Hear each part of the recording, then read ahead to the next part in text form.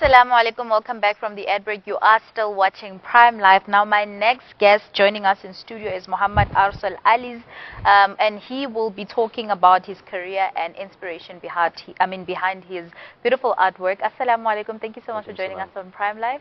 No problem, thank you for having me.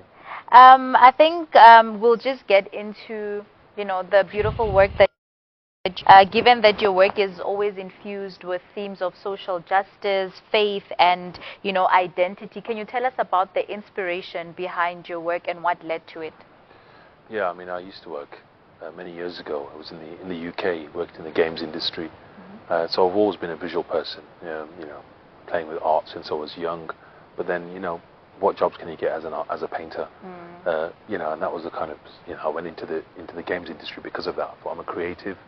I'm going to be creative, but try and make some money, right? Did a degree, but then sitting behind the screen just gave me no satisfaction. Turning kids into zombies. So it was, the job of your dreams. Anyone asked me, well, why would you leave the games industry? It's an amazing and a very exciting industry, but I got nothing out of it. Sitting behind the screen, and as I said, just turning kids into zombies. So I gave up that, and I continued to be. This is about over 20 years ago now. I started to paint murals. And the murals, there's nothing more powerful than the kind of graffiti that kind of evolved from the subways of New York from the late 70s and the 80s that spread around the world. And murals that not just eye candy though, but something that had a message with them, something that spoke to people, like in a very immediate and accessible way, and spoke about the issues of the people. So for me, me being drawn more to my faith as a Muslim, it was a natural progress where the art became more informed by social issues. As a Muslim, and as Muslims we are taught to have purpose and think and ponder upon our life, our society, our communities. So that's became a kind of natural transition where my art became a little bit more kind of rooted in the issues of society, and that's kind of where it started. Beautiful. And I like that you mentioned the fact that obviously in the beginning stages, as an artist, what work will you really do as an artist? And I think maybe that's what also kind of fueled your passion for starting Soul City Arts.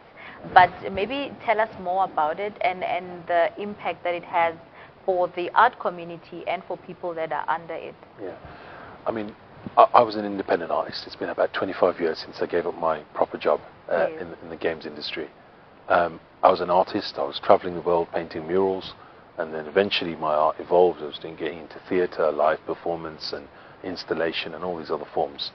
But something was missing for me, which was, as an artist, I wanted to work more strategically. Strategy and art, in a way, might be an oxymoron. Yeah. Where you think, yeah. Usually they like more of a very expressive, so when you speak about strategy and art is quite interesting. And I kind of felt like, well, that we shouldn't really accept that status quo where an artist should be just this free thinker that goes out and creates this wonderful magic and actually it just becomes like fireworks, great, an amazing spectacle, but what next? It just dust settles, and then what's next? And that's where, as I set up an organization and I started thinking, as an artist, we have to train to become a little bit more strategic. So I was doing shows. I was thinking about developing something longer term that isn't just moments of magic, but actually a sustained, long-term vision of how art can be used in the long run to deal with a lot of issues that we face in society. Set up the organization. It's called Soul City Arts, and I started thinking, collaborating with institutions, universities, etc. Identifying different sources of funding that can then bring the arts and teach the arts, that can nurture creativity amongst new generations, teach even my own craft as an artist, because really I have all this acquired knowledge over many decades, but actually how do I then disseminate those skills and the mistakes that I made and be able to package that in a way that can be shared and grow communities. And I think that's a very beautiful gap that you just filled there, because not just only when you speak about art, not just with people that paint, artists in general are people that require strategy, because a lot of them wonder a lot, and then there's no strategy, and then there's no plan as to how to go about things. So I think that's a very beautiful thing. And speaking on free thinking and all of that, take us through the process of your creativity. How does a normal day look look like for you before you create something? Are you always someone that can you just go and create? Do you need inspiration? How does a creative day look for you? I mean, look, as I said, for me, eye candy isn't enough, right? You know, it's great that as artists we make things look beautiful, and that's not to, you know, kind of put that down in any way, but actually having some purpose, having some goals beyond just something of beauty, but looking and identifying problems that exist is what that's what drives me. Even when I visit various places, whether I'm, you know, almost parachuted into different places, like here even, you know, I'm not from here, you know, I'm often flown in and drop into different communities, but for me it's important to understand the issues of those communities, look at what's, you know, what are the kind of the problems that these places face. So for me, I put a lot of emphasis on listening. You know, you have to be a listener. I always say, you know, even as a mural painter, which was my original craft, of on a street corner, spray can in the hand, looking at a wall with your headphones on, I always say to a lot of artists, street artists that is, that turn your back to the wall, take off those headphones and engage with the people, right? Don't kind of parachute into neighborhoods, but actually respect the people of the places that you paint in. So don't just impose your vision and the visuals in a lazy kind of cut and paste fashion, that you should actually at least make an attempt to say, I am in your neighborhood, I don't live here, and I'm here to kind of listen and respect people. That's beautiful. I mean, art is a form of communication. The way you've explained it, to say immerse yourself amongst the people, understand the people, so you don't like project what you are thinking, and you're not understanding the culture and the energy of the people around you. So that's a very beautiful way of looking at it. And I know that as an artist and curator, obviously this has been a long journey. You've been in the industry for very, very long. Obviously there has been some challenges. What has been the biggest challenge that you have faced, and how did you overcome it? The biggest challenges, I mean, I would say, I mean, the immediate thing I think about is the kind of loss of life around me. Yeah, I've experienced, you know, I've lost count of how many bodies I've washed. You know, as Muslims we see members of our family disappear, and actually the kind of, for me, I won't lie, I think I was thinking about this, you know, what is the biggest obstacle, and I'd probably say, or challenge I would say, is that family support and network, right? And you know, I've experienced the loss of my father over a decade ago, and more recently during COVID, my mother. And I'd say, you know, these things were a big shake-up, because, you know, I would say family structure and support around you. You know, I have family, I have children.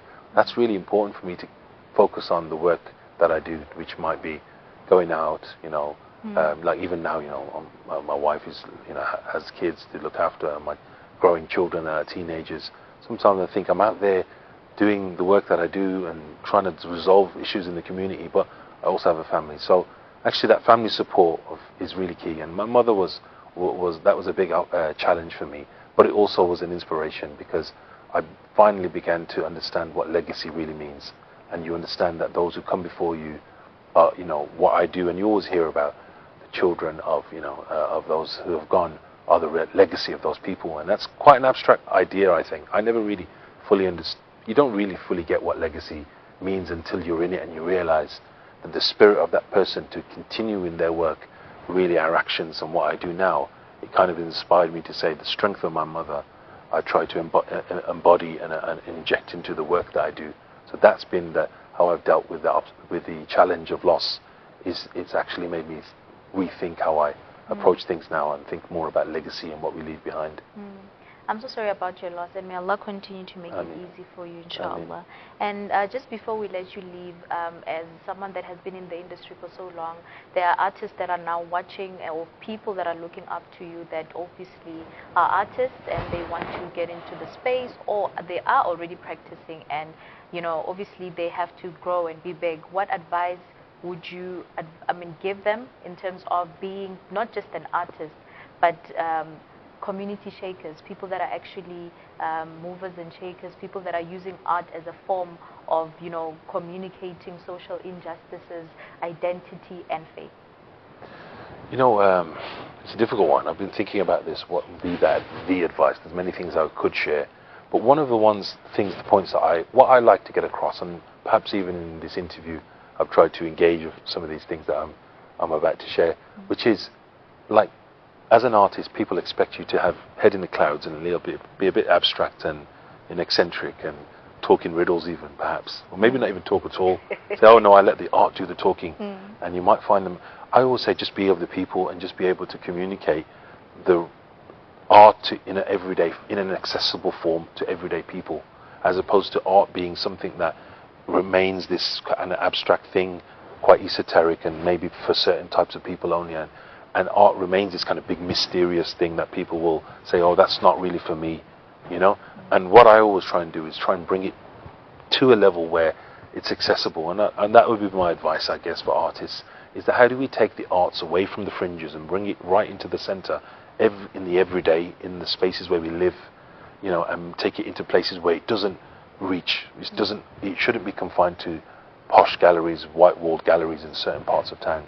How do we let it spill out onto the streets, into the places of worship even, or into our communities or on the streets, and take it to people that don't engage with the arts enough, and prove and show that to our communities that art has the power. Look, a picture paints 1,000 words. As cliche as it is, that doesn't come from nowhere. There really is some power in and how art can say things that no other medium or no other forms of expression can. And I think as artists, it's our duty to try to convey that to the everyday people, that don't dismiss art. It's something that should be right at the heart of problem solving. I mean, Mohammed, thank you so much for the beautiful interview. I mean, I've learned a lot in this conversation, and it was just not about art. You know, your perspective on how you view art, very deep, very, you know, thoughtful, and yeah, I think it's a very beautiful approach, and thank you so much for sharing all of that with us. Thank you for having me.